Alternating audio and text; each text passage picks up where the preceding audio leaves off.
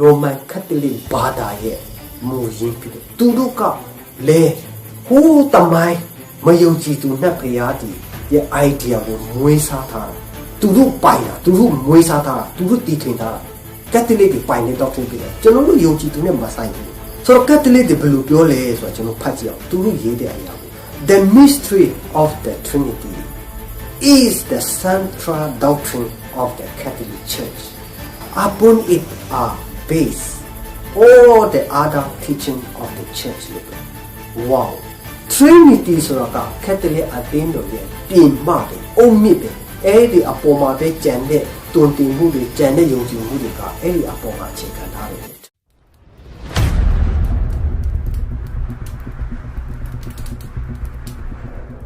အားလုံးကို Foundation TV ကနေကြိုဆိုပါတယ်ဒီနေ့ဗီဒီယိုကတော့ Trinity Series အပိုင်း5ဖြစ်ပါတယ်နောက်ဆုံးအပိုင်းဖြစ်ပါတယ် Trinity ယုံကြည်မှုကိုတတိပေးတာဝါနေပေးတဲ့နောက်ဆုံးအပိုင်းဖြစ်ပါတယ်ကျမ်းစာဖတ်ပြီးတော့ကျွန်တော်ဆင်ခြင်အောင်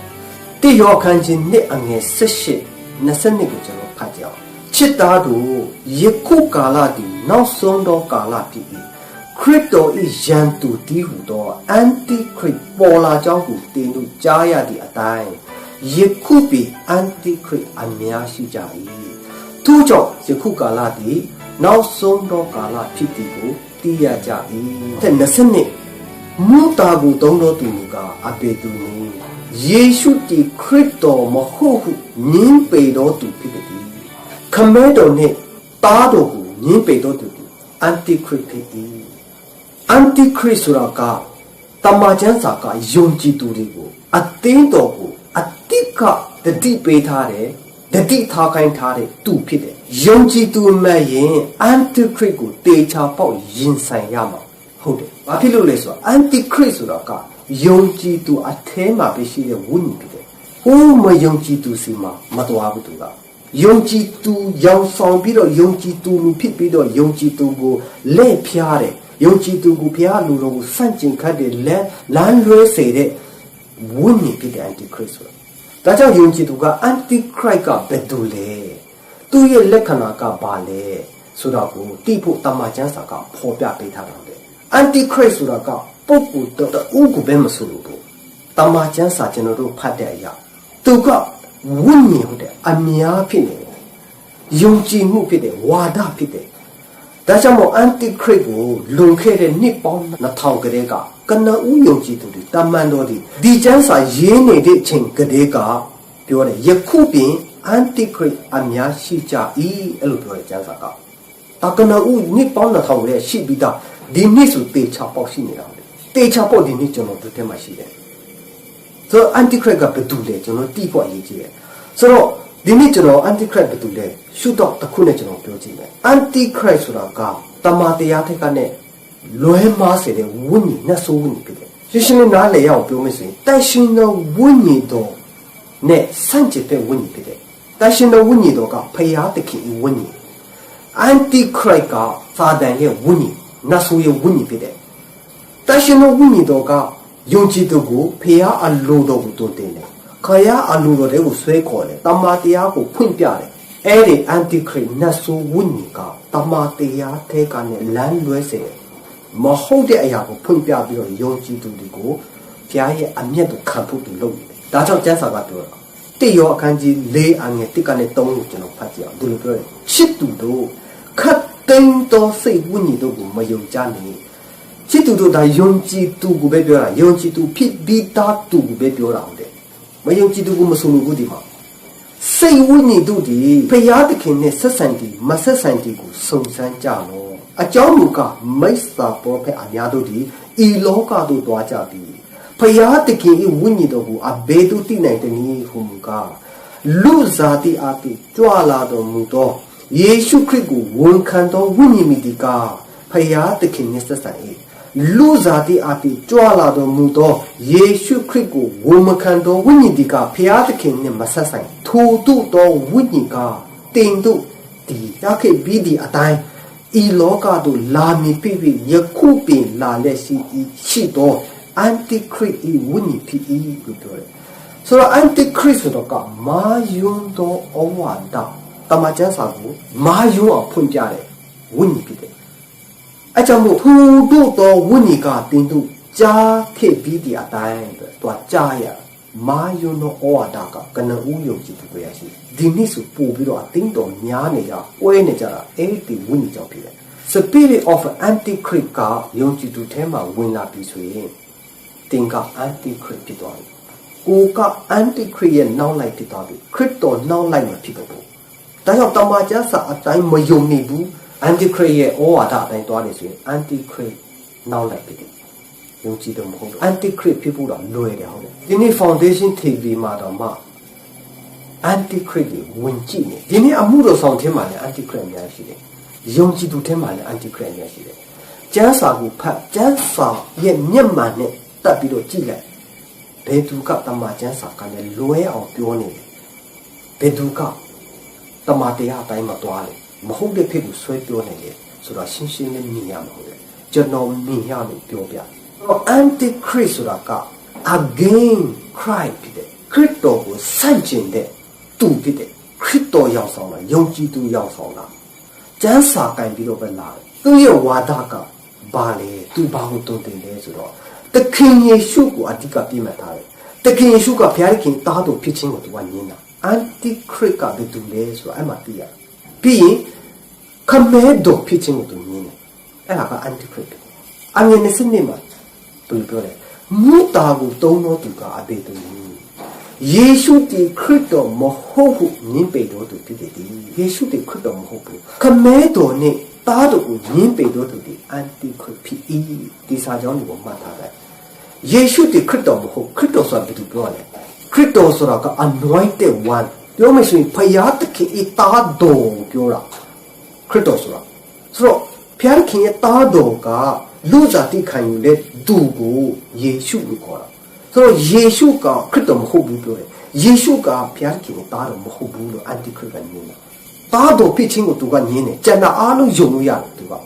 သားတော်တမန်ကျမ်းစာကတအုပ်လုံးဧဝံဂေလိတအုပ်လုံးကသားတော်ကိုယုံခိုင်းတယ်ဟုတ်တယ်သားတော်ဖြစ်ခြင်းကိုယုံခိုင်းတာဒါပေမဲ့ Antichrist ကသားတော်ဖြစ်ခြင်းကိုမယုံရင်ကျန်တာအားလုံးယုံလို့ရတယ်သူကလူတုံတင်တာအဲ့ဒါကို Antichrist လို့ခေါ်တာသားတော်ဖြစ်ခြင်းကိုသူညင်းတယ်ခမဲတော်ဖြစ်ခြင်းကိုသူညင်းတယ်အဲ့လိုညင်းတာယုံကြည်သူတဲမှာဘယ်အရာရှိတယ် Trinity ရှိတယ် one net doctrine ရှိတယ် Trinity ကခမဲတော်ဘာအကြီးဆုံးလို့အတိတ်ပဲပါခမဲတော်လို့ပြောလိုက်သူတိကြီးတာမရှိတော့တဆူတီတော့ဖျားခမဲတော်မဟုတ်တဆူတီတော့မဟုတ်ဘူးသူက၃ပါးဖြစ်တယ်တခင်ရှုလဲတားတော်မဟုတ်ဘူးခမဲတော်နဲ့တန်းတူဖြစ်တယ် Trinity ကတားတော်ဖြစ်ခြင်းခမဲတော်ဖြစ်ခြင်းကိုညင်းတာ Trinity ကတခင်ရှုကိုတားတော်အစစ်မဟုတ်ဘူးပုံဆောင်ချက်ပဲသူကအဲ့လိုယုံခိုင်းတာဘာဖြစ်လို့လဲဆိုတော့တားတော်ကိုညင်းမှ Trinity ကိုယုံလို့ရတာဟုတ်တယ်တားတော်ဖြစ်နေတဲ့၍ခမဲတော်ဖြစ်နေတဲ့၍ Trinity မဖြစ်ဘူးမဖြစ်တော့ကြောင့်ခမဲတော်ဆိုတာလည်းခေါင်းစဉ်ပဲတားတော်ဆိုတာလည်းခေါင်းစဉ်ပဲတကယ်သူတို့ကခမဲတော်ကတားတော်ထဲမကြည့်ဘူးတားတော်ကလည်းခမဲတော်အောက်မှာမငယ်ဘူးသူတို့က Trinity ဖြစ်တယ်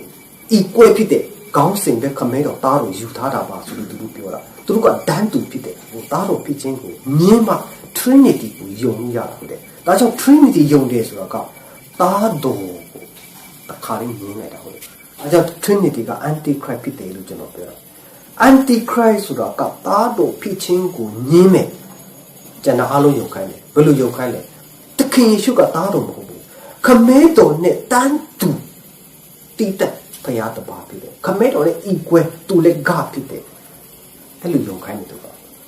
ဘီတော်မျိုးတခင်ယေရှုကခမဲတော်ကိုတိုင်တယ်ဝမ်းနဲ့ကိုလည်းလူယုံခိုင်းတယ်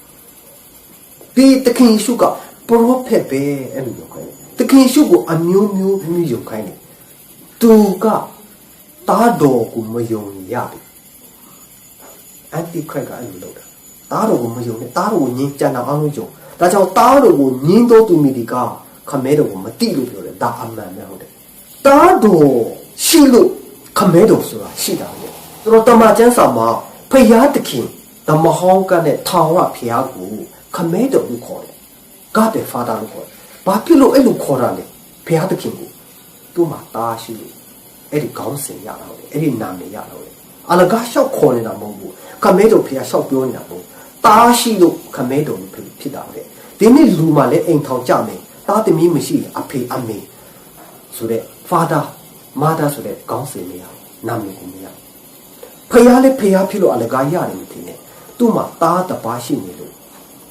father ခမဲတော်ဖေကဆိုတဲ့နာမည်ကိုရနေတော့တယ်ကျွန်တော်ခမဲတော်ဖေကနှုတ်ခမ်းနဲ့ပြောတယ်တားတော်အဲ့လိုပြောတယ်ဒါပေမဲ့တကယ်အစ်စ်လို့ကျွန်တော်မယုံဘူးကျမ်းစာကအစ်စ်လို့ယုံခိုင်းနေတာဟုတ်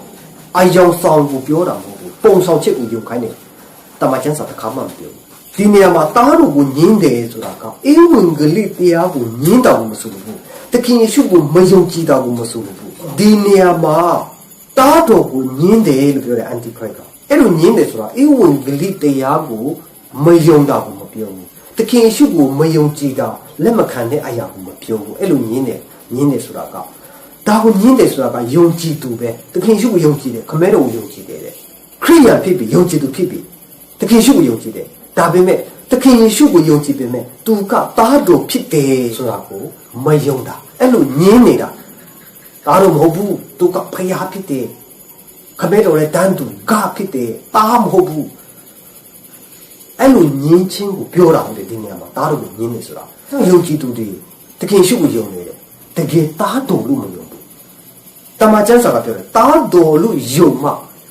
ကဲတခြင်းကရမယ်လို့ပြောတယ်ဒါကြောင့်မို့သားတော်လို့မယုံတာက Trinity မယုံဘူး One Net Doctrine နဲ့မယုံဘူးသားတော်လို့သူတို့မယုံကြဘူးဒါကြောင့်မှအငယ်23ကိုဖတ်ကြည့်တဲ့ချိန်မှာလို့လဲဆိုတော့ထို့ကြောင့်တင်တို့ဒီရှေးဥစွာကပင်ကြားရတော့ဒေသနာကိုတင်တို့၌တည်စေကြတော့ထိုဒေသနာဒီတင်တို့၌တည်လင်တင်တို့ဒီသားတော်၌၎င်းခမဲတော်၌၎င်းတည်ရကြလိမ့်မည်လို့ပြောဟာတင်တို့ဒီထို့ကြောင့်တင်တို့ဒီရှေးဥစွာကပင်ကြားရတဲ့ဒေသနာထဲမှာတည်ပါတဲ့ရှေးဥစွာကလေးကကြားရတဲ့ဒေသနာကဘာလဲဒီနေ့ယုံကြည်သူဒီပထမဦးဆုံးကျွန်တော်တို့အင်္ဂလိပ်ကြားခဲ့တာပါလေဖယားသခင်ဒီတဘာတီတော်သားတို့ကိုစွန့်ပြီးတော့ကျွန်တော်တို့နေရာမှာအသေးခံတဲ့လောကတိုင်းမှာကျွန်တော်အပြစ်ကိုအားလုံးအတွက်သူအသေးခံပေးတဲ့ဒါကိုယုံကြည်ရင်ကေတချင်းရတယ်ဖယားသားဖြစ်ခွင့်ရပြီဒါကျွန်တော်တို့ရှေ့ဦးစွာကြားရတာယောဟန်ခန်းကြီး36ဖယားသခင်ဒီတဘာတီတော်မိမိနဲ့တဘာတီတော်သားတို့ကိုကျွန်တော်တို့အတွက်စွန့်တယ်ဖယားသခင်သားတော်ဒါတည်င်းကောင်းကျွန်တော်ရှေ့ဦးစွာကြားခဲ့ရတာကျွန်တော်တို့ရှေ့ဦးစွာကြားခဲ့တာတော့သုံးပါးတဆူကျွန်တော်မကြားခဲ့ဘူးတားတော်ရှိတယ်ခမဲတော်တားတော်ဆိုတော့ရှေးဦးဆိုကျွန်တော်ကြားခဲ့ရတာပဲပြီးပြားကင်က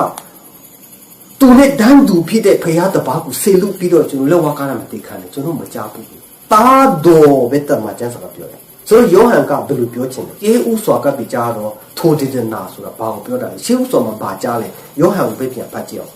တေယောခန်းကြီးတေအငယ်တစ်ကနေတော့ဖတ်ကြည့်အောင်ရှေးဦးစွာကပြီဖြစ်၍ငါတို့ဒီကိုယ်တိုင်ကြားလက်ကိုယ်မျက်စိနဲ့မြင်လက်စစ်စစ်ကြည့်ရှု၍လက်နဲ့စမ်းတက်ခဲ့ပြီးတော့အရာတီးဟုတော့အသက်ရှင်သောနှုတ်ကပတ်တော်နဲ့အသခင်ရှုပြောတာကျမ်းစာကိုဖတ်မိပြီးမျက်စိနဲ့မြင်ခဲ့ပြီးလက်နဲ့ကန်ရပြီးကျမ်းစာအုပ်ကိုမပြောဘူးအသက်ရှင်သောနှုတ်ကပတ်တော်နဲ့ဆိုင်သောအရာကိုတင်တို့အားပြသကြ၏ထိုအသက်ဒီထင်ရှားခဲ့ပြီးသခင်ရှုပြောတာငါတို့လည်းမြင်ခဲ့ရပြီးသခင်ရှုပြောတာခမဲတော်နဲ့အတူရှိဖူး၍ငါတို့အားထင်ရှားခဲ့ပြီထိုထောင်အတက်ကိုငါတို့ဒီတင်တို့အားတက်တေခံ၍ပြသကြ၏ငါတို့ဒီခမဲတော်နဲ့၎င်းတားတော်ယေရှုခရစ်နဲ့၎င်းမိတ္တဟာယဖွဲ့တည်ဖြစ်၍တင်တို့ဒီငါတို့နဲ့မိတ္တဟာယဖွဲ့စေခြင်းကငါတို့ကြားမြင်ရသောအရာကိုတင်တို့အားပြသကြ၏အဲ့လိုပြောတယ်တမန်တော်တွေကဘယ်လိုရှေးဥစွာကလေးကတက်တေခံနေလဲသုံးပါးတဆူလူခံလား no ခမဲတော်တားတော်သူတို့နဲ့မိတ္တာရဖွဲ့ခဲ့တယ်သူတို့မြင်ခဲ့ရတယ်ကြားခဲ့ရတယ်ထိုအရာကိုတင်တို့လဲအဲ့ဒီခမဲတော်တားတော်နဲ့မိတ္တာရဖွဲ့ဖို့ဒီမှာကျွန်တော်ကိုပြသကြတယ်တက်တေခံတယ်လို့ဒီမှာပြောတာဆိုတော့ဒီနေ့ယုံကြည်သူကခမဲတော်တားတော်တိုင်းရဲ့မိတ္တာရမဖွဲ့ကြဘူးသုံးပါးတဆူနဲ့မိတ္တာရဖွဲ့ကြတယ်ခမဲတော်လည်းမဟုတ်ဘူးတားတော်လည်းတားတော်မဟုတ်ဘူးဆိုတော့ရှေးဥစွာကပ်ပြီးကြားရတဲ့ဒေသနာကသုံးပါးတဆူမပြောဘူးခမဲတော်တားတော်အဲ့ဒီမှာတည်ကြပါယုံကြည်သူပြောတယ်အဲ့ဒါကယုံကြည်သူကိုတမန်ကျမ်းစာကယုံကြည်ခိုင်းတဲ့ပုံစံဟုတ်တယ်မိတ္တာရဖွဲ့ခိုင်းတဲ့ပုံစံတားတော် Issue. Kamedo Pia. Till you kind of. Don't pa dan do chobido ga. Correct. Ga do don't pa. And with the Machansa Gamapu. And the idea will mato de. And I got anti-Christ doubting to it. So the anti-Christ will go in. Junji to the arm chapter. We shall be. Da anti-Christ will tea to look at no one. Lemkan, man. Da be me. Google. Mimiku. Anti-Christ pisse de Yoji Mu Jaro. Let so tired. Let tight. Trinity Jaro. Taro Nina to the Anti-Christ Pinera to the Ha, Dajamu. Trinity got deception. Lane Kaneabi. Lepia Kaneabi swing. Eddie Lepia Kayadu. Go Lepia Kayadu, but don't mamma tea. Who anti-Christ pinny mammoth, Payat Kitama Jansan, such a pinny mammoth, goes unijarably. Trinity Suraka, Kamedo Taro, Chinomido, the Tomba logo, Chombido, Gar look it. Trigabu, one gar look it. Damn the Majansa Tema, Kamedo, Gar, the father look. Damn it, Tado, Netashino Unido, Bedoma, God the Son, God the Holy Spirit, Matomu. Damn it, Trinity Yoji, they are hobbies with two no tema junior, God the Father, God the Son, God the Holy Spirit, so with no junior to the Father, the Son, and the Holy Spirit. These are three distinct persons, and yet they are all God. And yet there is only one God. God the Son, God the Holy Spirit, the Majansa Tema, the Jama Mopiata. God the Father, a Jama Popiata. So the Tomba logo, God no doing, equal, Tomba equal, Chono Bido God doing, Tomba logo, one God no choni, the equal Tomba Pin, Kamedo to God only. That's when Tomba lo equal to the job, the King should let God the Son, God the Holy Spirit, don't yamu, Dameta Majansa no one, but people equal Maho, Trinity my people, the Majansa. Give you Tomba equal pit this way, the King should let Piataki. National Union, Le Piatki, Comedo Le Piatki, don't ya. I will do a done to bed. That may know about the Equal Trinity homes of Belgium. So, Trinity pin up on the mining general, Biomala, either Biomala, damage and more pure. But people, Tamajan General, Trinity Mohoja, Shimpia be, Lola be, General Tene, Trinity Tamaika, Yonji to Tema, Patelaraga, Shade, Nippon Maya. Attack Galashi, Shizibe. Dame Trinity the gay got Nippon town Nichibi. Who Egypt Gadega, Babulu Gadega, Roma K Gadega. That Trinity Sura Shibi Dapide. Yunjituka Edi Ayatekane, Muisatara. And Mayunji the Google the Maima Napayadika, Trinity Pide. India Payadi Lakuto Gilia, Trinity Pide. Kanaku to Kumenadi.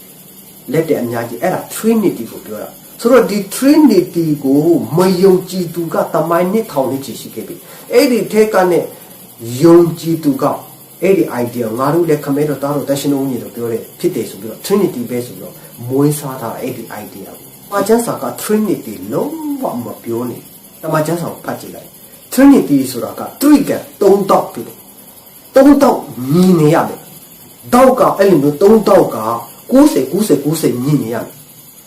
The Dauka Mani Busi, Trinity Mapido. Majansa Tema, Dan to Domba Piam, L Trinity Coil. Dan to Mapi, Trinity Mapi. So the Majansa Appear, Camedo, Lupo Lane, Trinity, low, I'm hold of blue or the part.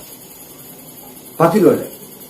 Piat can eat Tado, Pioline, Trinity, low, I'm Buba debate about it. Papilole, we got equal Mapido. Camedo Pioy, a Gison Pite. Nita su the summa a pay Pioy, to got a Gison Pite. Janet Luga Belau Gigi, to Loma Gido. Alu bear, Camedo Pialu Biolai, they need near such a Walatema, to take Gido to Bama, Era the Sudido Piazo, Camedo Pio, Genokana Pioni. Tuma, Taha the Bashi, Taga le Payasipide, Taha Pide. So, low Trinity me be, National Union, pay out the king, eat Bunny don't be Titan the Bama Pipia. That's not Trinity low, but the Majansaka, Mapio, the Majansaka, Ninida, မှတစ်စစ်မှတနေရာမှာ idea မပေးဘူး Trinity ဆိုတာ equal မဖြစ်ဘူးဥပမာတခင်ရှုကဘယ်လိုပြောလဲဆိုတော့ရှင်မတက်ခန်းကြီး20-23မှာငါဤခွက်ကိုတင်တို့ဒီတောက်ရကြလိမ့်မည်ငါခံတော့ပဋိသန္ဓေကိုလည်းတင်တို့ဒီခံရကြလိမ့်မည်သို့တော်လည်းငါဤလက်ရာဖက်လက်ဝဲဖက်မှာထိုင်ရတော့ခွင့်ကိုကအကျဉ်သူကိုသူ့အဖို့အလုံးကငါခမဲတော်တာငါခမဲတော်ဒီပြင်စင်ဤထိုသူအားတာငါပေးပိုင်ဒီဟုမိတ်တော်မူဟာခမဲတော်ကသူ့ထက်ကြီးနေတယ်ဤကွဲမဟုတ်ဘူးတခင်ရှုငါလည်းခမဲတော်နဲ့ဒန်းတူပဲဒါမို့ငါစိတ်ကြိုက်ဆုံးဖြတ်နေမပြောဘူးသူခမဲတော်ပဲဆုံးဖြတ်မှာသူလှုပ်ဝဲလေရဘယ်သူထိုင်ရမလဲဆိုတော့ဤကွဲမဖြစ်ဘူး Trinity မဖြစ်ဘူးရှင်မတဲ့24-36မှာလေထိုအချိန်နိုင်ကိုကအဘယ်သူမျှမသိကောင်းကင်တမန်မသိငါခမဲတော်တဘာတိတာတိတော်မူတဘာတိပဲတိတယ်သူကိုယ်တိုင်နဲ့မသိဘူးကောင်းကင်တမန်မသိဘူးသူကိုယ်တိုင်တခင်ရှုကိုယ်တိုင်မသိဘူးအဲ့ဒီအချိန်နိုင်ကြည့် Trinity လုံးဝမဖြစ်ဘူးကျမ်းစာက equal မဖြစ်ဘူးတန်တူ equal လို့သူ Trinity အပေါ်ရှင်းနေလုံးဝကျမ်းစာကမဖြစ်ဘူးယောဟန်14:18မှာအကြောင်းမူကားငါခမဲတော်ဒီငါတဲ့တာ၍ကြီးနေတော်မူ၏လုံးဝ Trinity မဖြစ်ဘူးခမဲတော်ဒီတဲ့တာ၍ကြီးနေတယ်ဒါဆို trigger သုံးတော့ကမညီဘူးမညီ Trinity မဖြစ်ဘူးကျမ်းစာက Trinity မဖြစ်ဘူး Trinity ယုံကြည်တယ်ဆိုတာကခမဲတော်ဖြစ်ခြင်းကိုငင်းပယ်ရတာဟုတ်အကြီးဆုံးတဘာမရှိရဘူးသုံးပါး equal ဖြစ်ရမယ်ဆိုတော့အကြီးဆုံးတမကျမ်းစာတဲ့မှာဖျားကြီးတဆူတိဖြစ်တော်မူဆိုခမဲတော်ပြောတာတဆူတိမဟုတ်ဘူးသုံးပါးတဆူဖြစ်တယ် Trinity ကငင်းတာဟုတ်တယ်ခမဲတော်ကအကြီးဆုံးမဟုတ်ဘူးခမဲတော်ကသခင်ယေရှုထက်သူကမကြီးဘူးသူတို့ကတန်းတူပဲခေါင်းစဉ်ပဲခမဲတော်သားလို့ဖြစ်နေတာဆိုပြီးသူတို့ကပြောတာ Trinity ကခမဲတော်ဖြစ်ချင်းကြီးမဲ့ချင်းအတိတ်ကတဘာတဆူတိတဲ့ဖျားဖြစ်ချင်းကိုငင်းတာ Trinity က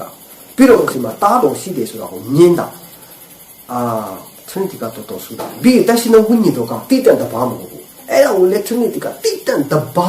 မရှိတဲ့သူကိုဖျားတခင်ဤဝိညာဉ်ဆိုပြီးတော့ဖျားတဘာသူကထားတာအဲ့လိုဖြစ်ပါမလား Trinity ကတော်ဝေးတာဟုတ်တယ်ပမာကျမ်းစာရကျွန်တော်ကြည့်နေချင်းတားတော်ခမဲတော်ဆိုတာပုံဆောင်ချက်တွေပဲသူတို့ကတကယ်တော့တန်းတူပဲတဲ့ equal ပဲတဲ့အစကတည်းကတန်းတူရှိတယ်ဘာမှဆိုအတူတူပဲဆုံးဖြတ်ပြီးလုပ်တယ်ကျွန်တော်ပြောပြီးပြီခမဲတော်ကိုပြင်မိုက်ခွန်းတယ်တားတော်ပြင်မိုက်ခွန်းတယ်ဝိညာဉ်တော်ကိုပြင်မိုက်မခွန်းဘူးတဲ့ဒါဆို Trinity သုံးပါအတူတူဘာမှဆိုလုပ်တယ်ဆိုတော့ဘာဖြစ်လို့ဒီမှာကျတော့ Trinity မဖြစ်တာလဲဘာဖြစ်လို့ခွန်းမလို့တာလဲခမဲတော်တော့ခွန်းလိုက်ပြီတခင်ရှုလို့ခွန်းလိုက်ပြီဝိညာဉ်တော်လည်းခွန်းလို့ရမယ်တိတက်တဘာ Trinity ဆိုရင်ခွန်းလို့ရမယ်ခွန်းမလို့ဘူးတဲ့ဒီဘဝတော့ပေါ့ဝိညာဉ်တော်ပြင်မိုက်ဒါဆို Trinity မဟုတ်ဘူးလို့ပြောလိုက်တာသုံးပါမဟုတ်ဘူးလို့ပြောချင်တာသုံးပါမဟုတ်ဘူးဒီထောင်ရအတက်မှာလေးပဲတဆူတီးဖြစ်တယ်ပဲလေခမဲတော်နဲ့ဆေလွတ်တော်နဲ့တားတော်ကိုယုံကြည်ရမယ်တိကျွမ်းရမယ်အဲ့ဒါကထောင်ရတယ်ဟာဝိညာဉ်တော်ကိုလည်းမပြောဘူးပြီးတမန်ကျမ်းစာကမှာခမဲတော်ကိုတားတော်ကပဲတည်တယ်တားတော်ကိုလည်းခမဲတော်တပါးပဲတည်တယ်အဲ့မှာဝိညာဉ်တော်မပါမပြောဘူးနှစ်ပါးပဲပြောနေကြတာသုံးပါဆိုသုံးပါမဟုတ်ဘူး Trinity မဟုတ်ဘူးတမန်ကျမ်းစာကTrinity ကယုံကြည်တာကအားလုံးကတန်းတူသုံးပါးတည်တယ်တန်းတူပဲတားမဟုတ်ဘူးဒါနဲ့မင်းကတားလုံးလိုက်မင်းက Father လုံးလိုက်မြောက်တရှိဝိညာဉ်တော်လုံးလိုက်ခွဲဝေကြတာလေဗီဒီယိုနားထောင်ကြည့် Right, please pay attention to what I'm saying. This is God in this context. In this God, this is God the Father. First of all, watch. The Father, the Son, the Holy Ghost. Full God. Full God. Full God. Can exist on its own. Can exist on its own. Can exist on its own. Chose not to exist on its own. Chose not to exist on its own. Chose not to exist on its own. Chose this, the Son and the Holy Ghost, chose to make this one the Father. This one chose to be the Son. This one chose to be the Holy Ghost. All of them agreed the Father can sustain itself, exists by himself. The Son can sustain himself, exist by himself. The Holy Ghost can sustain himself, exist by himself. But they chose to walk in unity as one. Holy Ghost is not Jesus. Jesus is not Holy Ghost. The Father is not Holy Ghost. ဒါကြောင့်မို့ Trinity ယုံရင်တာဖြစ်ခြင်းဖယားခမဲတော်ဖြစ်ခြင်းကိုညင်းရတယ်အဲကြောင့်မို့ Trinity က Antichrist ဖြစ်တယ်လို့ပြောကျွန်တော်မပြောတော့ခမဲတော်ကိုလည်းကောင်းတားတော်ကိုလည်းကောင်းညင်းတော်သူဒီ Antichrist ဖြစ်တယ်တမန်ကျမ်းစာယောဟန်ကပြောနေတာခုနကျွန်တော်ဖတ်ပြီးကျွန်တော်မပြောဘူးအဲကြောင့် Trinity က Antichrist ဖြစ်တယ်သခင်ယေရှုကဖယားသခင်တားတော်ဖြစ်တယ်တမန်ကျမ်းစာကပြောတယ်ယောဟန်ခန်းကြီး36မှာဖယားသခင်ဤသားတော်ကိုယုံကြည်တော်သူအပေါင်းတို့သည်ဖျက်ဆီးခြင်းတို့မရောက်ထာဝရအသက်ကိုရစေခြင်းကဖယားသခင်သည်မိမိ၌တပါးတည်သောသားတော်ကိုစွန့်တော်မူကြည်တိုင်အောင်လောကီသားတော်ကိုချစ်တော်မူ၏ပြောတယ်တမန်ကျမ်းစာတအုပ်လုံးဓမ္မတိကျမ်းဧဝံဂေလိတစ်ခုလုံးရဲ့ဘဟုကဒီကျမ်းကျမ်းဟုတ်တယ်ဖယားသခင်သည်မိမိ၌တပါးတည်သောသားတော်ကိုစွန့်တယ်အဲ့ဒါကအတိကယုံကြည်သူဒီအတင်းတော်ဒီကင်ထားရမယ်ပြင်မှကြီးဖြစ်တယ်ဘဟုချစ်ဖြစ်တယ်ဘုရားခင်သားတော်ကိုဆေလို့တဲ့သားတော်ကကျွန်တော်တို့ကေတင်တဲ့သားတော်ကလောကကားရမယ်တေခံတဲ့သားတော်ထွားမြောက်တယ်ဆိုတာဒါကျွန်တော်ရဲ့ဘဟုယုံကြည်ချက်ဖြစ်တယ်ဆိုတော့အဲ့လိုမယုံဘဲနဲ့သားတော်ကခမဲတော်တန်းသူပဲသားတော်မဟုတ်ဘူးတခြားပုံစံမျိုးမျိုးယုံကြည်ခြင်းမရဘူး Trinity ရဲ့ anti ကအဲ့ဒါလို့တမန်ကျမ်းစာကမပြောတာကခမဲတော်ကသူနဲ့တန်းသူဖြစ်တဲ့တခြားဖရာတပါးကိုတားတော်ဆိုတဲ့နာမည်နဲ့တွားပြီးတော့ယုံကြည်သူကေတင်ခိုင်းတယ်မပြောဒါပေမဲ့ Trinity ကအဲ့လိုယုံကြည်တာခမဲတော်နဲ့တန်းသူဖြစ်တဲ့ဖရာတပါးကတားတော်ပုံစံနဲ့လာပြီးတော့ကျွန်တော်တို့ကိုလာခဲ့တယ်တားတော်ကတားတော်မှာစစ်မဟုတ်ဘူးသူတို့ကတန်းသူပဲ Trinity ပဲသူတို့ကအဲ့လိုယုံတာတားဖြစ်ခြင်းကိုမြင်ပေနေအောင်ဒါကြောင့်မို့ကျွန်တော်ကဖယားသခင်ဤတားတော်ကိုယုံရမယ်တားတော်ဖြစ်ခြင်းကိုဝန်ခံရမယ်တားတော်လို့ယုံရမယ်လို့ကျွန်တော်ကလာပြောပြတယ်တမန်ကျမ်းစာကယုံကြည်ခန်းတဲ့အတိုင်းတမန်ကျမ်းစာကပြောတဲ့အတိုင်းအတိတ်ပဲမလွဲအောင်ကျွန်တော်လာပြောပြနေအောင်တယ်လာဝင်ငှနေအောင်တယ်ကျွန်တော်ရဲ့ဝင်ငှချက်ကိုညင်းတယ်ဆိုရင်အန်ဒီရဲ့အထက်မှာရောက်နေပြီတင်ကဘာဖြစ်လို့လဲတမန်ကျမ်းစာနဲ့တင်လွဲနေတယ်ကျွန်တော်ကဒီနေရာမှာ viewer တဲ့အများကြီးရဖို့လူတွေအကြိတ်ဝင်ငှဖို့ online ပေါ်မှာတက်လာမှာမဟုတ်ဘူးတမန်ကျမ်းစာကိုကျွန်တော်နားလည် study လုပ်လာတဲ့ချိန်နားလည်လာတဲ့ချိန်မှာကျွန်တော်ဝင်ငှမယ်ဆိုပြီးတော့လွန်ခဲ့တဲ့နှစ်2016ကလေးကကျွန်တော်ကြိုးစားနေတယ်ဒါပေမဲ့အကြောင်းမျိုးကြောင့်ကျွန်တော်မတက်လာဖြစ်တယ်ဆိုတော့တမန်ကျမ်းစာအဓိပ္ပာယ်ကိုနဲ့မလွဲအောင်ကျွန်တော်လာပြီးတော့ဝင်ငှနေတာဟုတ်တယ်ဒါကြောင့်မို့တမန်ကျမ်းစာအတိုင်းမယုံကြည်တဲ့ယုံကြည်သူမယုံကြည်နေတဲ့ယုံကြည်သူတွေအတွက်ကကျွန်တော်ဝင်ငှတဲ့အရာကခါမယ်ကျွန်တော်ကမားတယ်ဘာဖြစ်လို့သူတို့ကမားနေတာကျွန်တော်ကမားတယ်သူတို့အတွက်မချိုးဘူးသူတို့အာမင်မထုနိုင်ဘူးအဲ့ဒါကဘာမှမဖြစ်ဘူးကျွန်တော်စကလည်းပြောပြီး Trinity ကဘယ်သူမှအာမင်ထုနိုင်မှာမဟုတ်ဘူးပြောပြီးကျမ်းစာကယုံကြည်သူတဲ့အားလုံးကဖတ်နေတာခင်ယေရှုကိုတိုင်နေပဲတမန်တရားအတိုင်းပဲဝင်ငှတဲ့ချိန်မှာကြတော့သူနောက်လိုက်နေတဲ့ယုံကြည်သူတွေတပည့်တော်တွေတော့ဆုံးခွာသွားကြတယ်တမန်တရားအတိုင်းတိတိကျကျလူတွေကမလို့ချင်တော့မခံနိုင်ဘူးဆိုတော့ကျွန်တော်တွေ့ရတယ်ဒါကြောင့်တမန်တရားကလူတိုင်းအတွက်ပဲဟုတ်ပေမဲ့လေလူတိုင်းအတွက်မဟုတ်ဘူးဆိုတော့ကျွန်တော်တော့ပေါ်ပေါက်ကြားခဲ့ပြီdoctrine ကအရေးကြီးတယ် sound doctrine ဖြစ်နေရမယ်တမန်ကျမ်းစာပြောတဲ့အတိုင်းမှန်နေရမယ်မားပြီဆိုရင်အသက်ရှင်တာမားမယ်တွေးခေါ်မားမယ်နောက်ဆုံးဝိညာဉ်ကငရေသွားရမှာဟုတ်တယ်ကိုယ်ပဲခံရမှာဟုတ်တယ်ဒါကြောင့်မို့ဘယ်လိုပဲယုံရင်ရပြီမဟုတ်ဘူးတမန်ကျမ်းစာကအဲ့လိုမပြောဘူးမားနေရင်ပြင်ရမှာဟုတ်တယ်မပြင်ဘူးဆိုရင်အကုန်လုံးမားလာလို့ဟုတ်တယ်ခရစ်တော်နဲ့ဆန့်ကျင်ဘက်ကိုဖြစ်နေလို့ဟုတ်တယ် safe မဖြစ်ဘူးဒါတော့တက်တာလုံးနဲ့ဒုတိယဆောင်ခန်းကြီးနေ30မှာတို့ပြောဖြည့်ဆည်းခြင်းတို့ရောက်တော်သူတို့တွင်မတရားတို့လက်ပြခြင်းအမျိုးမျိုးနဲ့၎င်းလာလိမ့်မည်အကြောင်းမူကားထိုသူသည်ကေတီချင်းတို့ရောက်အပ်သောငါတမန်တရားနဲ့မွေ့လျော်သောစိတ်ကိုမခံမယူကြထို့ကြောင့်တမန်တရားကိုမယုံဘဲမတရားတို့အမှုနဲ့မွေ့လျော်သောသူအပေါင်းတို့သည်တရားရှုံးခြင်းတို့ရောက်လိမ့်မည်ပြောတယ်တမန်ကျမ်းစာအတိုင်းမယုံထားရင်နောက်ဆုံးမှာဝိညာဉ်ဆုံးရှုံးရလိမ့်မယ်ကိုကဘာကြောင့်တွားရမလဲတော့သိချင်မှသိတယ်ဘုရားကကျွန်တော်ကအချိန်ပေးထားတာ မှန်တဲ့တရားတွေလည်းကျွန်တော်ကြားရတယ်မားတဲ့အရေးကြားရတယ်ကျမ်းစာကို foundation ကျွန်တော်ထားရမှာဟုတ်တယ်ဟာကျမ်းစာကို foundation ကျမ်းစာနဲ့နေ့တိုင်းကိုက်ညီရမှာဟုတ်တယ်ကိုယ့်ရဲ့ယုံကြည်မှုကဆိုတော့တမန်တရားတိုင်းမယုံကြည်တဲ့ချင်းကမရနိုင်ဘူးဒါကြောင့်မကိုကဘယ်လိုယုံနေလဲကိုယုံတဲ့အတိုင်းတမန်ကျမ်းစာကပြောနေလားအဲ့ဒီအဓိပ္ပာယ်နဲ့တမန်ကျမ်းစာပြောနေလားကျွန်တော်ယုံတာတမန်ကျမ်းစာနဲ့ကိုက်ညီလားအဲ့လိုမျိုးဖတ်လားစစ်ဆေးလားယုံကြည်သူတွေအချို့ကမိယူဖလာယုံကြည်လာတဲ့အတိုင်းတရားယုံတယ်အချို့ကအတင်းတော်ဆွဲပြီးတော့ဒီအတင်းတော်ယုံတဲ့အတိုင်းယုံတယ်တချို့ကအမှုတော်ဆိုသူ့ရဲ့ဝိညာဉ်ဖခင်ဆိုပြီးတော့သူဘာကိုပြောဘာကိုယုံတယ်တချို့ကလူအများလက်ခံတယ်မြန်မာပြည်မှာဘယ်အရာကိုလက်ခံတယ် Trinity လက်ခံတယ်သူလည်း Trinity ပဲအများယုံသူယုံတယ်သူနည်းနည်းအားစိုက်တာတမန်ကျမ်းစာနဲ့ကိုက်ညီတာမရှိဘူးကျွန်တော်ကဘယ်သူကိုမှကျွန်တော်ရဲ့အတင်းတော်ကြောက်လည်းမဟုတ်ဘူးလူတရားရောက်ကြောက်လည်းမဟုတ်ဘူးကျမ်းစာကိုတန်းရဲ့ကျွန်တော်ကိုက်ညီပြီးတော့ကျွန်တော်ယုံတာမားလားမှန်လားဒါကြောင့်မို့ဘယ်သူမှမယုံလဲကျွန်တော်တယောက်တည်းပြောနေတာပဲဒါကြောင့် Foundation TV မှာအတင်းတော်ပလင်ကနဲ့မဟောတဲ့အရာအများကြီးကျွန်တော်ဟောနေတာယုံကြည်သူကိုနားလေခိုင်းစေခြင်းနဲ့ဒါစေတနာနဲ့ကျွန်တော်မျှဝေတာဘုရားကကျွန်တော်ကိုပြောခိုင်းလို့ကျွန်တော်ပြောတာဟုတ်တယ်ဆိုတော့ကျွန်တော် Foundation TV မှာဝင်ခနေတဲ့အကြောင်းအရာဒီကတမန်ကျမ်းစာမှာအထက်ထက်ရှင်းရှင်းလင်းလင်းပေါ်ပြပြီးသားတဲ့အရာဟုတ်တယ်အတိအဆန်းကျွန်တော်တခုမှမပြောဘူးဒါပေမဲ့ဒီအရာဒီကိုလူတွေဘာဖြစ်လို့စိမ့်နေတာလဲဘာဖြစ်လို့လက်ခံဖို့ခက်နေလဲလူအများဘာဖြစ်လို့လက်မခံလဲအတင်းတော်အများဘာဖြစ်လို့လက်မခံလဲဆိုရင်တမန်ကျမ်းစာကကျွန်တော်ပြောတယ်လို့မပြောလို့မဟုတ်ဘူးပြောတယ်ဒါပေမဲ့ foundation နိယိုဖလာကအာကြီးနေလို့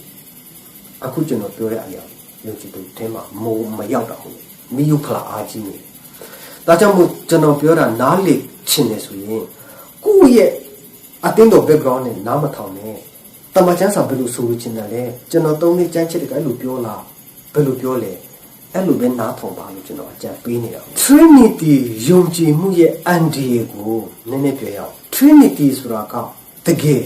ဘယ်လိုယုံတာလဲဆိုတော့ Trinity ဆိုတာကသခင်ယေရှုက God Almighty ဖြစ်တယ်တဲ့ Almighty God ဖြစ်တယ်ခမဲတော်နဲ့ခမဲတော်လို့ equal ခမဲတော်လို့ Almighty God ဖြစ်တယ်တဲ့အားမဟုတ်ဘူးတားဆိုတာကတကယ်တားအစစ်မဟုတ်ဘူးသူကပုံဆောင်ချက်ပဲဟုတ်တယ်ဒါကြောင့်မို့သခင်ယေရှုက Almighty God ဖြစ်တော့ကြောင့်သခင်ယေရှုကမတည်နိုင်ဘူးလက်ဝါးကားတိုင်မှာတည်တယ်ဆိုတာက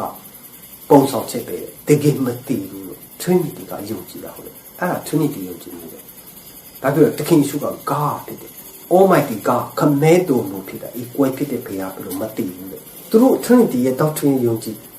တဲ့အချက်လက်ကိုသူတို့ရေးထားတာကျွန်တော်ဖတ်ကြအောင် No, Jesus never truly died. He subdued, but he did not lose his power. His temptations were symbolic, but not real. Now that he looked like us, but was not one of us. Now that he became a substitute to die for us, rather than as us. ဒီလိုယုံတာကို Trinity ယုံကြည်တယ်လို့ခေါ်တာဟုတ်တယ်။သခင်ယေရှုကလက်ဝါးကားတိုင်မှာမတည်ဘူး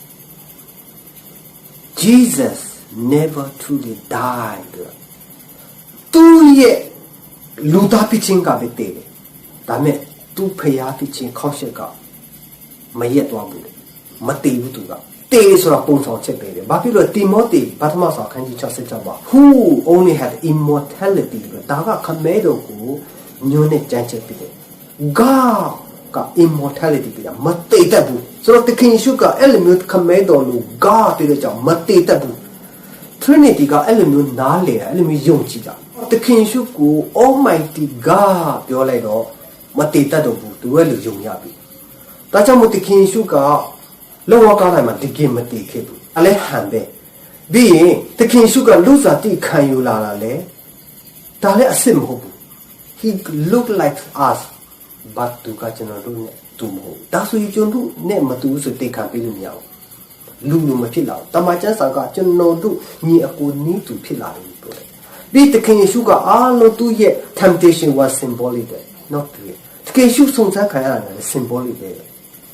အစစ်မဟုတ်ဘူးလေသူတည်တယ်ကျွန်တော်တို့သူတို့ တခင်ယေရှုဖြစ်တဲ့အရာအားလုံးကိုသူကပုံဆောင်ချက်တွေပဲထင်တယ်ဆိုတော့ Trinity ယုံကြည်မှုကဧဝံဂေလိတမန်ကျမ်းစာမှာတခင်ယေရှုလှုပ်ဆောင်ခဲ့တဲ့အားလုံးကပုံဆောင်ချက်တွေပဲသူကယုံတာဒါဆိုရင်ဘယ်လိုနဲ့မှတည်တည်ချင်းမရနိုင်ဒါကြောင့် Trinity ဆိုဘာကိုပြောလဲယုံကြည်သူတွေနားမလည်ဘဲနဲ့သုံးပါးတစုဒါယုံကြည်နေကြပြောနေကြတယ်အဓိပ္ပာယ်ကိုတခြားနားမလည် Trinity ရဲ့ doctrine ကမူရင်းကဒါကြောင့်ယုံကြည်သူဒီရဲ့မူရင်းမဟုတ်ဘူးယုံကြည်သူရဲ့ခိုင်ချက်မဟုတ်ဘူးပြောမှဆိုကနဦးယုံကြည်သူတွေတမန်တော်တွေကသုံးပါးတစုဖြစ်တဲ့သူလုံးဝမပြောခဲ့ယုံကြည်သူဒီပိုင်တဲ့အရာယုံကြည်သူနဲ့ဆိုင်တဲ့ doctrine မဟုတ်ဘယ်သူဆိုင်တယ်လဲဆိုတော့က Roman Catholic ဘာသာရဲ့မူရင်းဖြစ်တယ်သူတို့ကလေဟိုးတမိုင်းမယုံကြည်သူနဲ့ဖျားတည်ရဲ့ idea ကိုမွေးစားထားတာသူတို့ပိုင်တာသူတို့မွေးစားထားတာသူတို့တည်ထွင်ထားတာ Catholic တွေပိုင်တဲ့ doctrine ဖြစ်တယ်ကျွန်တော်တို့ယုံကြည်သူနဲ့မဆိုင်ဘူးဆိုတော့ Catholic တွေဘယ်လိုပြောလဲဆိုတော့ကျွန်တော်ဖတ်ကြည့်အောင်သူတို့ရေးတဲ့အရာကို The mystery of the Trinity is the central doctrine of the Catholic Church. Upon it are based all the other teaching of the Church. Wow. Trinity ဆိုတာက Catholic အသင်းတော်ရဲ့ပြင်မပဲအုံမြစ်ပဲအဲ့ဒီအပေါ်မှာပဲကြံတဲ့တွင်တင်မှုတွေကြံတဲ့ယုံကြည်မှုတွေကအဲ့ဒီအပေါ်မှာအခြေခံထားတယ် Trinity ပေါ်မှာအခြေခံထား Trinity ယုံကြည်မှုက Catholic ရဲ့ doctrine ဖြစ်တယ်နောက်ထပ် Catholic တွေပြောတယ် and let people keep this faith whole and undefiled without doubt they shall perish everlasting. The Catholic faith is this: we worship one God in Trinity. And let people keep this faith whole. Mohoi perishment. Trinity mo yung busuin piasi ne. Tulu ye gospel ka Trinity pit ne. Tulu ye gospel ka bati to taro sendu de moho Trinity de. Taka yung gali tiyan ne loma masay de ayaho de. Elu Trinity mo yung kedi chimya everlasting piasi ne. Perish everlasting. Tama jan sama jano pyo bi. Trinity mo yung lu kedi chimya ne. Jan chen no wa shi. Kedi chin ne sai ni da ka. Da me Trinity yung ma kedi chin ya ne. Era ka Catholic de pyo le saka. Jano lu yung ji tu de pyo le saka mo. Da chu Catholic de pyo le atai la pyo ne le. Yung ji tu ka takin Yesu. Kamero ta ro a ti ka yung ji ma ho de. 但是呢，我你的人没打压过了，给的钱啊压嘛。东巴就是有嘛给的钱压没，加上嘛的钱嘛没行。这个帮也还没不表了。Book say a spiritual process rooted in the Trinity. 啊，都是哎呀，搞 Trinity 嘛呗，啊你对了，对吧？Now this is the Catholic faith. We worship one God in the Trinity. The Trinity in unity.The faith of all Christians rests on the Trinity. The Catholic Trinity မှာပဲအခြေခံတယ်။ဒီနေ့ယုံကြည်သူကမပြောဘူး။ယုံကြည်သူနဲ့မဆိုင်ဘူး။ဒါကြောင့်ကျွန်တော်ပြောပြီး Catholic ကခရစ်ယာန်မဟုတ်ဘူးလို့ကျွန်တော်ဗီဒီယိုတိတက်ပြောခဲ့တယ်။သူတို့ကဘာသာခရစ်ယာန်ဘာသာပဲဟုတ်တယ်။ဖယားသားတွေမဟုတ်ဘူး။ဘာဖြစ်လို့သူတို့ကတခင်ယေရှုကိုဘဟုမဖြစ်ဘူး။တမန်ကျမ်းစာကကေတီနိုင်တဲ့နာမတပါးပဲရှိတယ်။ကောင်းကင်မြင့်ကြီးမှာတခင်ယေရှုနာမတပါးရှိတယ်ခမဲတော်နဲ့လူကြားမှာဆက်သွယ်ပြတာတားတော်တပါးရှိတယ်တခင်ယေရှုနာမတပါးရှိတယ်ဒါကြောင့်တခင်ယေရှုကငါဒီ the way to life ပြောတာသူ့ကိုအမြင်မပြုဘယ်သူမှခမဲတော်ကိုခမဲတော်ထံကိုမရောက်ရတခင်ယေရှုပြောတာရှင်းရှင်းလေးတခင်ယေရှုအပေါင်းဘာမှမရှိဘူးဒါပေမဲ့ကက်သလစ်ကတခင်ယေရှုအပြင်တခင်ယေရှုတောင်မှအဲ့လောက်အရေးမကြီးကျန်တဲ့အရာကပုံအရေးကြီးတယ်ဒါကြောင့်ကက်သလစ်ကကျွန်တော်ပြောပြီးယုံကြည်သူမဟုတ်ဘူးကျွန်တော်ပြောပြီးသူတို့ကခရစ်ယာန်ကျွန်တော်တို့ကတပည့်တော်တွေခရစ်ယာန်နဲ့တပည့်တော်ကတခြားစီလို့ကက်သလစ်ကယုံကြည်သူအားလုံးကိုလမ်းလွဲစေတဲ့ဘာသာရေးဖြစ်တယ်ယုံကြည်သူအားလုံးကိုဖျက်ဆီးနေတဲ့ဘာသာတစ်ခုဖြစ်တယ်ယုံကြည်သူအားလုံးကိုတတ်နေတဲ့ငရေပို့နေတဲ့ဘာသာတစ်ခုဖြစ်တယ်သူက anti Christ ဖြစ်တယ် Trinity ကသူတို့ထွင်ခဲ့တာသူတို့မွေးစားခဲ့တာကျွန်တော်တို့နဲ့ဘာမှမဆိုင်ရှေ့ယုံကြည်သူတွေကနဦးယုံကြည်တတ်မှန်တော့တယ်ဘယ်သူမှအဲ့ဒီအရာမပြောမယုံဘူးဒါကြောင့်မို့ဒီ Trinity ဖြစ်လာပုံကိုလည်းတွားလေ့လာကြည့်လိုက်အယမ်းရှည်ကိုယ့်အားကိုလေ့လာလို့ရ Catholic ကယုံကြည်သူအားလုံးအခြားယုံကြည်သူအစစ်တွေကိုတတ်နေရဘ ဘာဖြစ်လဲသူတို့doctrine ကိုနဲ့လွှမ်းမိုးခိုင်းတာဘယ်အရာလဲ Sunday ပုံနေ့လဲတနင်္ဂနွေကသူတို့ကိုယ်တိုင်ပြောင်းတယ်လို့ပြောတယ်ဒီနေ့အားလို့ခရိယန်တွေက Sunday ပဲဖြစ်နေကြတယ်ဟုတ်ပုံနေဘီယာကို Trinity ဖယားသုံးပါးတဆူဆိုလဲဒါကက်သလစ်ကပဲကက်သလစ်တွေကလည်းစင်တယ်လား Did you also know Pope Benedict makes this confession as to the origin of this chief Trinity text of Matthew 28:19? He says the basic form of our profession of faith took shape during the course of the 2nd and 3rd century in connection with the ceremony of baptism. So far as its place of origin is concerned, the text Matthew 28:19 came from the city of Rome. The Catholic Encyclopedia 2, page 263. The baptismal formula was changed from the name of Jesus Christ to the words Father, Son and Holy Spirit by the Catholic Church in the 2nd century. So we have first-hand evidence that the Catholic Church changed the wording of Matthew 28:19 to support their beliefs in a Trinity. There is no such teaching anywhere, not a single Trinitarian formula that reads people were baptized in the name of the Father, the Son and of the Holy Spirit in the whole Bible. ကျွန်တော်ကကက်သလစ်ကခရိယန်မိုင်မပြောဒီအရာကအရန်တန်းစာနဲ့လွဲနေလို့ပြောတာ Okay တမန်ကျမ်းစာကမပေါ်ပြတဲ့အရာတစ်ခုဖြစ်တယ်အဲ့ဒါကိုပေါ်ပြတယ်သွားလို့ဘယ်ချိန်မှတခင်ရှုကအကွဲဖြစ်တယ်လို့ပြောတယ်ခမေတော်မပြောဘူးငါတက်တာယူကြည့်တယ်ခမေတော်အဲ့လိုပဲပြောတာဘယ်ချိန်မှတက်ရှင်ဦးနေကတိတတ်တယ်ပါလို့ပြောတယ်ဖေဟာတခင်ဦးနေပဲကျမ်းစာကပြောနေတာဖျားကတဆူလေးဖြစ်တယ်ဆိုတော့ခမေတော်ကြီးစိုးပြီးတယ်သူ့မှာတားရှိတယ်တမန်ကျမ်းစာတော့ပြောနေဆိုတော့ Trinity ကိုကိုွယ်တယ်သုံးပါးတဆူလို့ပြောရင်ဘယ်တဘာကိုကိုကိုွယ်ရမလဲဆူတောင်းရမလဲအရန်ရှုထွေးစေရအောင်ဘာဖြစ်လို့သုံးပါးအကွဲဖြစ်ဘယ်တဘာကိုကျွန်တော်ကိုကိုွယ်ရမလဲဆူတောင်းရမလဲအရန်ရှုထွေးစေဒါကြောင့် Trinity ကိုဒီကက်သလစ်တွေက Oh Father ဆိုပြီးတော့ခမေတော်ဆူတောင်း Oh Jesus ဆိုပြီးတော့ယေရှုကိုဆူတောင်း Oh Holy Spirit ဆိုပြီးတော့တောင်းတယ်ပြီးတခြားတေတို့လူတွေလည်းတောင်းတယ်အားကိုရှုပ်တောင်းတယ်ယုံကြည်သူမဟုတ်ဘူးတေတဲ့လူတွေလည်းဆူတောင်းတာကွာတမန်တော်တွေလည်းဆူတောင်းတယ်ဆိုတော့တမန်ကျမ်းစာကလုံးဝအဲ့ဒီမျိုးမပြောတမန်ကျမ်းစာကဆူတောင်းတာကခမဲတော်တပါးစီမှာတောင်းတယ်ယေရှုနာမ၌ခမဲတော်စီမှာတောင်းရတခင်ယေရှုကိုလည်းတောင်းပါတမန်ကျမ်းစာမှာမပြောတခင်ယေရှုကိုတခင်ယေရှုနာမ၌ဘယ်လိုတောင်းလဲကျမ်းစာကတောင်းပါမယ်ခမဲတော်စီမှာပဲတခင်ယေရှုကတောင်းခိုင်းတယ်သူလည်းလူပဲတောင်းတယ်အဲ့လိုတောင်းဖို့ပဲသူညွှန်းတယ်ဝိညာဉ်တော်ကိုလည်းမတောင်းခိုင်းဘူးဝိညာဉ်တော်ကိုဘယ်လိုနဲ့တောင်းရမလဲဒီနေ့ကဝိညာဉ်တော်ဘုရားတောင်းတယ်အဲ့ဒါ Trinity mindset ရှိလို့ Catholic တွေက National ဝိညာဉ်တော် Oh Holy Spirit ဆိုပြီးတောင်းတယ်ဘာဖြစ်လို့သူက equal လို့ယုံကြည်နေတယ်တမန်ကျမ်းစာကအဲ့လိုမပြောကျွန်တော်တို့က National ဝိညာဉ်တော်စုကျေးဇူးလိုချင်တယ် National ဝိညာဉ်တော်ကိုမတောင်းဘူးခမဲတော်စီပဲတောင်းတာခမဲတော်ရဲ့ဝိညာဉ်ဟုတ်တယ်ဆိုတော့ခမဲတီဆိုတာခမဲတော်ကိုတောင်းဝိညာဉ်တော်ကိုပေးပါ Give me more Holy Spirit ပေးပါ in the name of Jesus ဆိုပြီးတော့တောင်းရတာတော့တခင်ယေရှုကလည်းတမန်ကျမ်းစာပဲဖယားပဲဒါနဲ့သူကတာဖယားဖြစ်ခြင်းမှာ equal ဖြစ်တယ်တလို့ပြောချင်ယောဟန်ခန်းကြီးက7:16မှာယေရှုကလည်းငါခမဲတော်ကြီးယခုတိုင်အောင်အလုတ်တော်မူသည်ဖြစ်၍ငါသည်လည်းလုတ်၏ဟုပြန်ပြောတော်မူ၏တို့ဖြစ်အိုးပုံနေကိုဖြတ်တည်တာမှာကဖယားသခင်ကိုမိမိအပဟုခေါ်၍မိမိကိုဖယားသခင်နဲ့ပြိုင်နိုင်တော်မူသောကြောင့်ယူဒလူတို့ကိုရောကိုတတ်ချင်းကတာလိရှာကြကြ၏လို့ပြောတယ်အခုဒီနေရာမှာသခင်ယေရှုက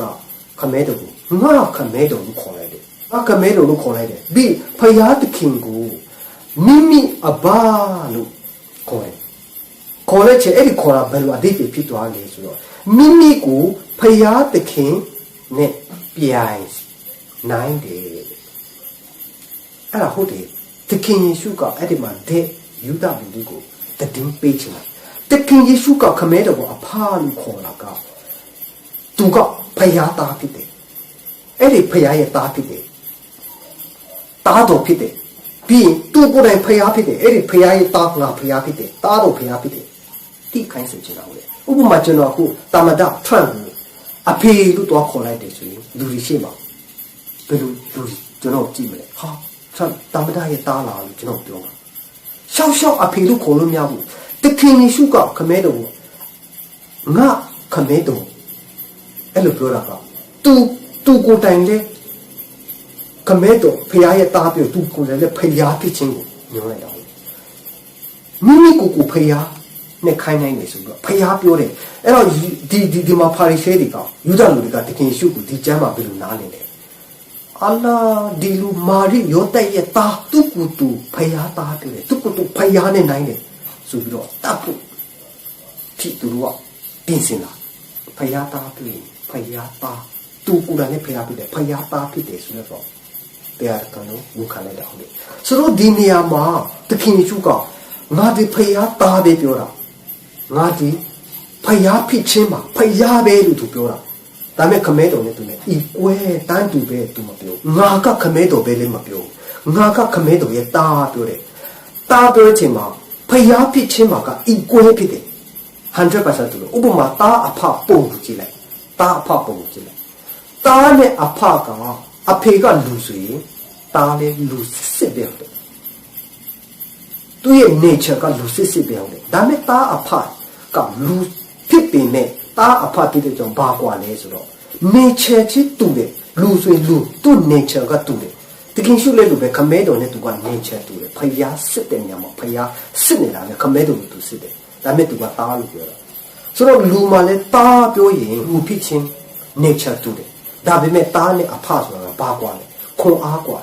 အရက်အမောင်းกว่าအတက်ကြီးတာกว่าဥစ္စာပိုင်ဆိုင်မှုกว่าပညာမှာกว่าတာအဖကဤကွဲမဟုတ်ဘူးဆိုတော့တခင်ယေရှုကလည်းတာဖြစ်တယ်တခင်ယေရှုအားလုံးဖြစ်တယ်အားလုံးပိုင်ဆိုင်တာကခမဲတော်ကအားလုံးသူ့ရဲ့ခြေပွားအောက်မှာချထားပေးတယ်တဲ့တာအဖဖြစ်လို့ဒါပေမဲ့ခမဲတော်ဘယ်သူမှမပေးဘူးသူကကြီးဆုံးတယ်ဆိုတော့ဂျူးတွေကတခါတည်းနားလေတာရှင်းနေတာပဲတခင်ယေရှုကသူ့ကိုယ်သူဖျားတာသူ့ကိုယ်သူဖျားလူကလည်းဖျားဆိုပြီးတော့ပြောတယ်ပါရီရှိတဲ့အန်တီခရစ်ပဲယေရှုကိုခရစ်တော်ဆိုတော့နင်းတယ်နင်းကလူဖြစ်ပြီးတော့ယေရှုကဘာဖြစ်လို့ခရစ်တော်ကိုပြောတာလဲတပ်ဖို့ရှာကြအဲ့ဒါအန်တီခရစ်ဝင်ပြီတမန်ကျမ်းစာတော့အုပ်လုံးကျွန်တော်တို့ယုံကြည်သူအေးဝင်ကလေးတရားရဲ့အတိတ်ကယုံကြည်မှုကဖရာသခင်တားတော်ဟုတ်တယ်အဲ့ဒါကကျွန်တော်တို့ယုံကြည်သူရဲ့ဘောဟုဖြစ်တဲ့ Trinity ဘုံTrinity ယုံကြည်မှတဲ့ရမယ်တမန်ကျမ်းစာမပြော Trinity ကတည်င်းကောင်းမှတမန်ကျမ်းစာမပြောဆိုတော့ယေရှုကိုတိုင်ကသူဒီဘုရားသခင်သားတော်ဆိုရတဲ့တက်ခိုင်းယေရှုကိုလည်းခမင်းတော်ကိုတိုင်တဲ့သူကငါရဲ့จิตတဲ့မျက်နှာရငါရဲ့သားတော်ဖြစ်တယ်ဆိုရတဲ့တက်ခိုင်းပြီးတမန်တော်ပေတရုတက်ခိုင်းရှင်ပေါလုတက်ခိုင်းယောဟန်တက်ခိုင်းယောဟန်ကနောက်ဆုံးတိုင်အောင်တမန်တော်ထဲမှာနောက်ဆုံးအတိတ်ကြီးပြီးတော့ပြောမယ်ဆိုရင်အတွေ့အကြုံများတဲ့ရှေ့လူကြီးဖြစ်တယ်ယောဟန်ကသူကနောက်ဆုံးသူပြကြတဲ့ချိန်မှာသူကအတိတ်ကယုံကြည်သူနောက်ပြတ်သွားမှာဆိုလို့ယုံကြည်သူတတိပေးတာသူရေးတာယောဟန်ရေးတဲ့စာအလုံးကတခင်ရှိတယ်ဖျားတခင်သားလို့ဖြစ်ကြောင်းသူတို့မြင်ခဲ့ပြီးကြားခဲ့ပြီးဆိုရင်ယောဟန်ကတက်တည်ခံသူနောက်ဆုံးသူကတမန်တော်ထဲမှာအသက်အကြီးဆုံးဝါအရေးဆုံးအတူတူများဆုံးဟုတ်တယ်။ဒါကြောင့်သူ့စကားယုံရတယ်ဒါလူရဲ့တက်တည်ဖျားရဲ့တက်တည်ကောင်းကင်မှာလည်း၃ပါးရှိတယ်။တခင်ရှုကဖျားတယ်တားတော်ပြီးကြောင့်တက်တည်ခံတယ်။ဖျား၃ပါးရှိတယ်မဟုတ်ဘူးလို့ကျွန်တော်ဗီဒီယိုတိတက်ကျွန်တော်ရှင်းပြီး။ဒါကြောင့်ပေတရုကဘယ်လိုပြောလဲ။တမန်တော်ဝတ္ထုအခန်းကြီး33မှာအာဗြဟံအိဇက်ယာကုပ်တို့၏ဖျားတခင်ငါတို့ဖိုးပြင်းများ၏ဖျားတခင်ကြီးမိမိသားတော်ဤဘုံတေရှားစေလို့ပြောပြီးတယ်။တမဟောင်းထာဝရဘုရားမှာမိမိသားတော်ရှိတယ်တခင်ရှိတယ်။တာကူဒီနေ့ဂျူးတွေမွတ်စလင်တွေဒီ revelation ကရတိုက်ခိုက်နေတာ။နတ်ဆိုးတွေရတိုက်ခိုက်နေတာ။ဒါကူမတိခိုင်းစေခြင်းဘာဖြစ်လို့လဲ။တာတော်ကပဲ only ခမဲတော်စီမှာရောက်တဲ့အထောင်ရအသေးရမယ်လမ်းကြည့်ပြီးတယ်။တာတော်ကိုမယုံဘူးဆိုပွဲပြီးပြီဟုတ်တယ်ပြီးတော့ဒီကျန်တဲ့ယုံကြီးဘာမှမဟုတ်တော့စာတန်တီးလို့လက်ပြနေတာဟုတ်တယ် ဒီနေ့စာရမဏတ်ကဒီနေ့ယုံကြည်သူဘယ်လိုပဲယုံကြည်ကြတဲ့ချင်းကစိတ်ချတယ်တမန်ကျမ်းစာအဲ့လိုမပြောဘူးဘယ်လိုပဲယုံကြည်ကြတဲ့ချင်းစိတ်ချတယ်မရှုံးနိုင်လို့ဘူးဆိုရင်ဘယ်လိုပဲယုံရတယ်ဆိုရင်စာရမဏတ်ကယုံကြည်သူကိုယုံလိုက်ပြီးလက်ခံလိုက်ပြီးဆိုရင်စာရမဏတ်ကမတိုက်ခတ်တော့မယုံသေးတဲ့လူမယုံကြည်သူကိုတော့တိုက်ခတ်မှာလေဒါပေမဲ့စာတန်ကအချင်းကုန်ပြီးကျွန်တော်တို့တိုက်ခတ်နေတယ်ကျွန်တော်တို့အခုဒီမှာရှိတယ်ကောင်းကင်မရောက်ပြီးတိုက်ခတ်နေတယ်ဆိုတာကအချင်းကြီးကျွန်တော်ကရှုံးသွားတယ်လွယ်ရှုံးတမန်ကျမ်းစာအဲ့လိုပြောနေတာယောဟန်ခန်းကြီး34မှာလည်းငါဒီမြင်၍ဤသူဒီဖျားသခင်ဤသားတော်ဖြစ်တော်မူကြောင်းကိုတက်တက်ခံနေလို့ယောဟန်ဆို၏တမန်ကျမ်းစာကဖျားရဲ့နှုတ်ကပတ်တော်ကတခင်ရှုဒီဖျားရဲ့သားတော်ဖြစ်တယ်ဆိုရင်တက်တက်ခံတယ်တမန်ကျမ်းစာမလိမ်ဘူးတမန်တော်တွေမလိမ်ဘူးတခင်ရှုကိုယ်တိုင်မလိမ်ဘူးခမဲတော်ကိုယ်တိုင်မလိမ်ဘူးတမန်ကျမ်းစာမမားဘူးသားတော်လို့တက်တက်ခံနေတာမမားဘူးတာကအယံရှင်းတဲ့ကျမ်းပိုက်ဖြစ်တယ်ဒီ revelation ကိုဒီနေ့တိုက်ခတ်ခံရတာ antichrist ကတိုက်နေတာယုံကြည်သူတွေဒီနေပါလေးမှလွဲနေယုံကြည်မှုကအယံလေးကြီးတယ်ဘာဖြစ်လို့ဒီတလမ်းမရှိလို့လဲတားတော်ကအမြင်မပြည့်ဘယ်သူမှခမဲတော်စီမရောက်ဘူးဟုတ်တယ်ဒါကိုစာရမနဲ့တိလို့ဒီနေ့ Trinity ဟုတ်တယ်တားမဟုတ်ဘူးအမျိုးမျိုးရောက်ခိုင်းနေတာဟုတ်တယ်နောက်ဆုံးဘေးနာမကပြရတားတော်ဘယ်ကိတားတော်တခင်ရှုကိုပြောလည်းမရတော့ပုံဆောင်ချက်ပေးယူနေလက်မခံဘူးဘူးအယောင်ဆောင်နေလက်မခံဘူးဘယ်ကိခေဒီချင်းမရနိုင်ကျွန်တော်ပြောပြတယ်တားတော်ကိုယူမရမယ်ခမဲတော်စီရောက်ဖို့တဲ့တားတော်ကိုပုံဆောင်ချက်လူပဲယူနေဘယ်ကိတားတော်အစ်စ်ပါ only begotten son monogenes son one only kind လို့မယုံဘူးဆိုရင်ဖြစ်ပွားစေတဲ့တားလို့မယုံဘူးဆိုရင်ဒီချင်းကမရနိုင်အဲ့ဒါဘုရားကိုပြီးကျွမ်းတယ်လို့လည်းမခေါ်ဘူးဒါကြောင့်မို့ only begotten son ယုံကြည်ရမှာဟုတ်တယ်ဒါကကျွန်တော်ယုံကြည်သူရဲ့အဓိကချက်ဖြစ်တယ်ဆိုတာကျွန်တော်ပြောချင်တယ်ဒါကြောင့်ယောဟန်ခန်းကြီး20:30မှာယေရှုသည်ခရစ်တော်တည်းဟူသောဖျားသခင်ဤသားတော်ဖြစ်တော်မူသည်ကိုတင်တို့တွေယုံနေတဲ့အကြောင်းထိုတို့ယုံ၍နာမတော်အဖြစ်အသက်ကိုရနေတဲ့အကြောင်းဤမြောက်လို့ရေးထားရရှိသည်ဆိုတော့ဒီနေ့ကျွန်တော်ပြောချင်တာကကျွန်တော်တို့ရဲ့တည်င်းကောင်းကဖျားသခင်ဤသားတော်ဖြစ်တယ်ဒါ only way ဖြစ်တယ်ခမဲတော်စီရောက်ဖို့တည်င်းကောင်းက Trinity မဟုတ်ဒါကြောင့်မို့ကျွန်တော် Trinity ကိုအပိုင်း5ပိုင်းဒီနေ့ကျွန်တော်လုပ်ခဲ့တယ်ဆိုတော့အချို့ယုံကြည်သူတွေကနားလည်ပြီးလို့တချို့တေချာနားထောင်တဲ့လူကနားလည်နေလို့ကျွန်တော်ယုံကြည်တယ်အရောက်စီတိုင်းလက်ပြမှုနဲ့ကင်းဝေးကြပါစေလို့ပြောနေတယ်ဒီ series ကိုကျွန်တော်ဒီမှာရန်လာတယ်အရောက်စီတိုင်းကိုဖျားရှိကောင်းပြီးပြပါစေ